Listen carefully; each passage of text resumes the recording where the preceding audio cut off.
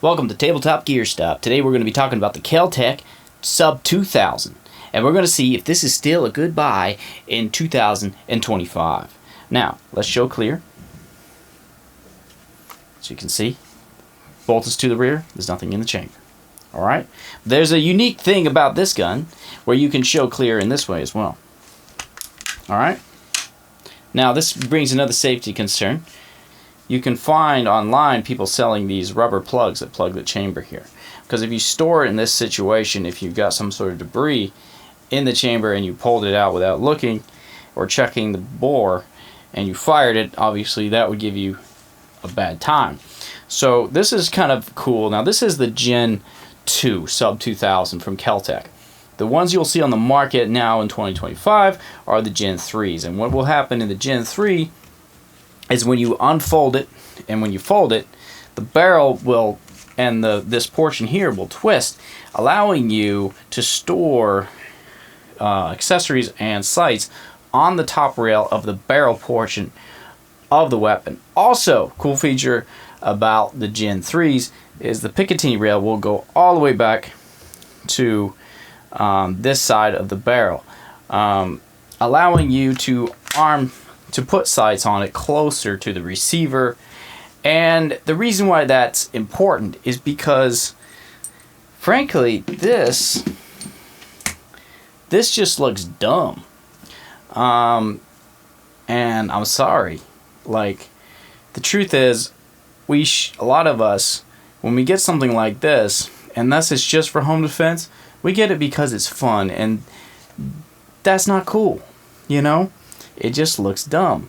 So, and the Gen 2s, if you see a Gen 2 like this one here for second hand, I'd say don't buy it, no matter how cheap it is, unless you live in Florida, which KelTec is also located in Florida. So if you have any issues with that gun, you can ship it in Florida, and it's less restrictive to ship a firearm within your own state. I don't know what it's like in other states, but they will take care of you and they will fix your weapon. I bought this secondhand, and it was really messed up, okay, in a lot of bad ways. And KelTec fixed it for me for free, and I did pay shipping, I believe, and that's because I bought it secondhand and I did not purchase it from them.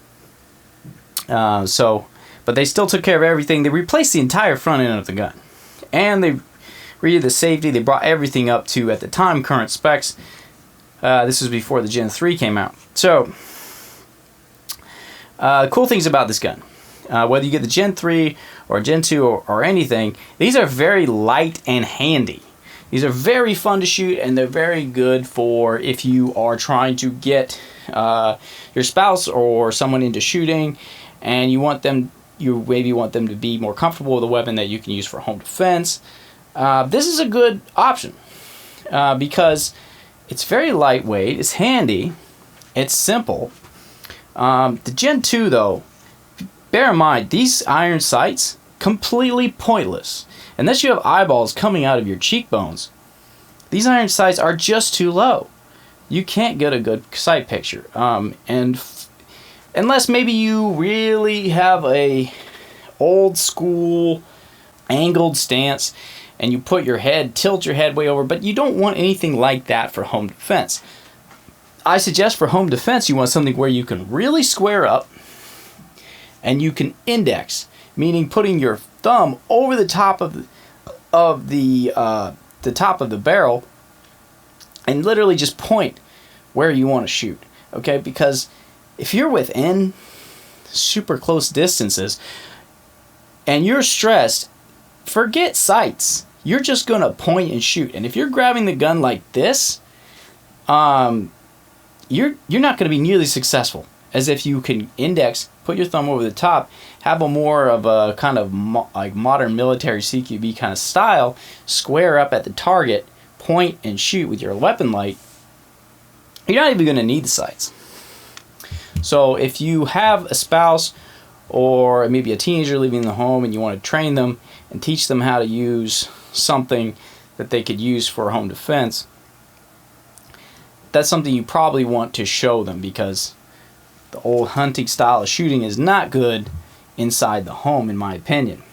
So, the Gen 3s, Even then, you know, you have the Picatinny rails going all the way to the back, at this point at least, but that is not far back enough, in my opinion, because you are not going to be able to put any sort of magnified optic on this.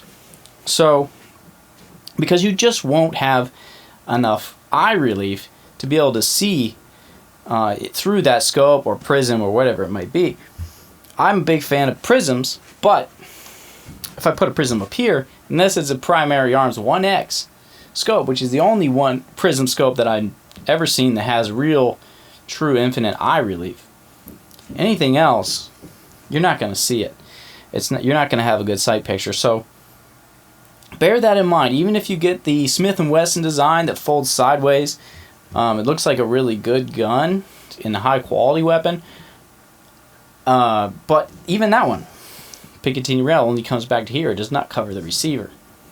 Cool things about this design, though, with the magazine going into the pistol grip here, is very cool, because that allows the barrel to start here.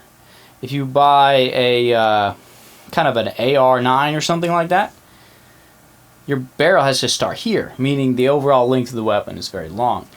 This is actually, I have a KelTec bullpup, and this is almost the same length as the bullpup is, with both having almost the same barrel length, simply because the receiver is so far back because it can have a magazine here. So these are very handy weapons, very fun to shoot, but don't get the Gen 2, because not just because of the folding issue with the red dots being blocked. That's annoying, but even if I couldn't fold this gun, I wouldn't have bought it, be honest. But after owning it a while, even if you couldn't fold this gun, I would still really enjoy it if I could load different optics on here, or if the iron sights actually worked. So yeah, that's my thoughts. That's the everyman's perspective on the KelTec sub2000. Let me know in the comments if you have if there's anything I missed. I'm sure there's a lot of stuff I missed. If you own a Gen 3, let me know what you think about that. And any interaction that you give to this video really helps me a lot and motivates me to make more videos, and I appreciate that a lot. If you have a YouTube channel, go ahead and comment the name of your YouTube channel in the comments below, and I will give you a shout out in the next video. Alright, have a good one, guys.